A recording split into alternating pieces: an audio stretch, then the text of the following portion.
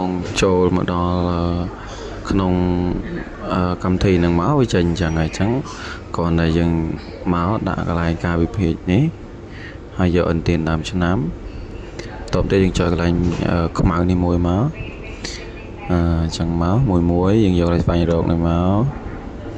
តបមកទៀតយើងមើលអាណាគេដាក់ថាវិការរដ្ឋប្រភពថាវិការដាក់ថាវិការរដ្ឋណា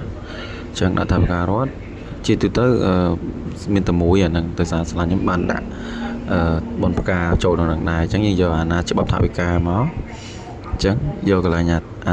ត្រេ4អានេះ4មិនត្រេ3ត្រេ4នេះយើងដាក់លើហ្នឹងទៅដាក់វិភាគចេញលើហ្នឹងមកបន្តទៀតយើងមើលអង្គមគេដែលមានលេខបូកចុចចឹងមកចុចលេខបូកហ្នឹងមកអញ្ចឹង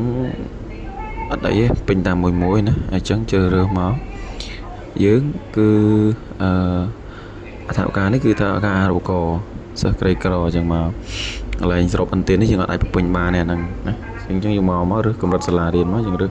យកបឋមសិក្សាមកតទៅទៀតចំណុចថ្នាក់កម្មវិធីនេះវារើសឲ្យអូតូហើយយើងយកផែនការយុទ្ធសាស្ត្រមិនបាច់ទេព្រោះអត់មានសញ្ញាផ្កាយនេះយើងអាចយើងមិនបាច់ពេញក៏បានតែយើងចូលជ្រើសរើសក៏បានដែរតែបាច់ទេណាអញ្ចឹងចំណុចថ្នាក់មុខងារនេះក៏មិនបាច់ដែរព្រោះយើងអាចលងបានចង់និយាយថាយើងអាចលងបានណាអញ្ចឹង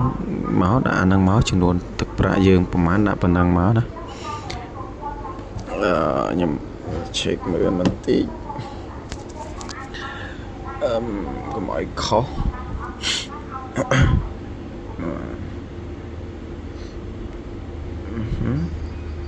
យើងយកអាប្រកាន់tiềnយើងមកមើលមកឃើញច្បាស់មកហ្នឹងគឺ1,12,000,000រៀលគត់ណាអញ្ចឹងចុចប៉ុណ្ណឹងមកហើយរក្សាទុកមកប៉ុណ្ណឹងរួចជាការស្រេច